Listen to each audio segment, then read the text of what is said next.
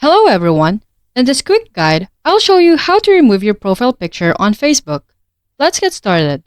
First, start by opening the Facebook app on your device. Then, tap on the three horizontal lines at the top right corner of your screen. Next, tap on your name to access your profile.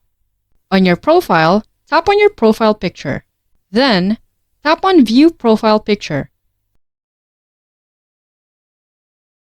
In the top right corner of your screen, tap on the three small dots. It is an option menu. To remove your profile picture, you will need to delete it. Tap on Delete Photo.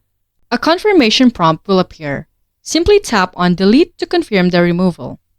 And that's it. Your profile picture has been successfully removed, and you'll no longer have a profile picture on your Facebook account. You've now learned how to remove your profile picture on Facebook.